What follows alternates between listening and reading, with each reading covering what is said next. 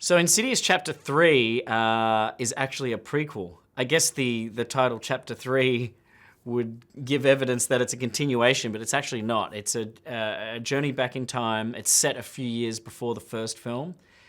And that was just a really interesting idea to me to explore that time. You know, as anyone who's seen the first two films knows, the character of Elise, played by Lynn Shay, is dead. She's been killed. And I loved that character so much and really wanted to explore her background more. And I knew that I couldn't really do that with her as a ghost. And so I felt like the best way to kind of dive into her character was to go back in time and see what she was like before the film. And the more I was writing the script, the more interesting that idea became. The main family of the film, essentially the Lamberts of Insidious Chapter 3, are the Brenners.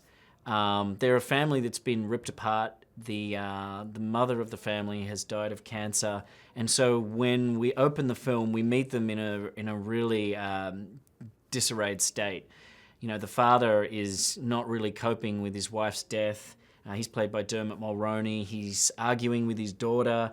He's not sure how to deal with it. He has a very sort of kind of stoic male view of things, keeps his emotions in, and he's not really dealing with it. The younger son is just your classic, younger kid who's just distracted by whatever's in front of him. He's hates school and all the rest of it. And Quinn, our main character, she is really upset by the loss of her mother. She's not communicating with her dad well, and she feels a great void in her life that she is so desperate to fill that she reaches out to Elise. And that's how we meet them, in this really fractured state. It's been fun following the Lamberts for two films, but I really feel like Lynn's character, Elise, was the heart of the franchise, James and I both love Lynn. She's such a great person, such a friendly, generous, intelligent actor. You love having her on set. She's 100% committed at all times. And it's fun. When you're a writer, it's flattering to have an actor dissecting your script that much, talking about it with you, and just taking it to heart. And I had a lot of talks with Lynn as I was writing the script. I would talk to her about what I was planning. And, I think she was really moved by the character's journey in this film. I think it touched on a lot of things in her own life. And, we laughed our heads off on the set, but sometimes we cried, like Lynn would cry. It was great. It was just, there was a real range of emotions there for her, and she really brought that to the screen. She was just a live wire. Like everything that the character is feeling, you can just see it on her face, and you couldn't ask for a better collaborator. Well, at one point in the film, Elise visits Carl, who's somebody from the second film that James and I really liked as a character, and we just love that character, and we wanted to see him, come back into this film in some way. And so I think when Elise is at her lowest, Carl comes back in and really shakes her out of her stupor and her fear by telling her what it is she does for people, and that she's doing good. And Steve Coulter, the actor who portrays Carl, he's such a great actor. He's so great to work with, so fun. So it was an easy decision to make, to bring him back. I get to act with Angus. Angus Sampson is a longtime friend of mine. I've known him for many, many years, and it was fun to play a role with him where we were just employing the same banter we employ in real life. I've lived with him. We've spent years perfecting this sarcastic back and forth, and so it was just really fun to write to that.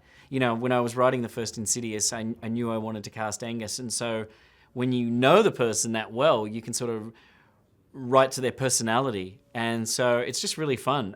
With Angus there on set, it's just like having an old friend around. It takes a little bit of the pressure away.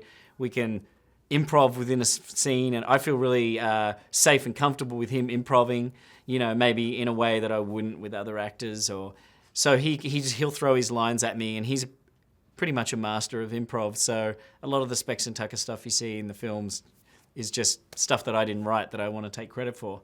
But it's just so great, you know? I definitely feel a loyalty to the Insidious fan base. I mean, they're the ones who made the film what it is. In the same way, I feel a real affinity and loyalty towards the Saw fans. You know, there's people who love that franchise, those characters. And, you know, James and I are lucky enough to be involved with a second franchise now that people seem to be taking to. And I don't want to disappoint them. You know, really, that's what it's all about. That's what's driving me every day on the set. It's just, what would the fans of this film think? You know, what is it they loved about the first two? How can we continue with that and build on it without repeating? I mean, that's another thing, big thing with James and I, is we never want to repeat ourselves. And we really tried with Insidious Chapter 2 to give the audiences what they wanted without giving them what they expected. Kind of take a little bit of a different turn. And with this one, I wanted to go back to basics, you know, just get back down to the first film. And I really think that this film is a return to the first movie in terms of story and tone. There was a build in the first film where the characters didn't know what was happening. With the second movie, we kind of crashed in, and it was almost a continuation directly from the first film, and it was already chaotic from the first frame. With this movie, I wanted to feature a family who really didn't know what was happening to them. And I think that fear of the unknown, not knowing what's happening, contributes to a lot of the atmosphere of a horror film.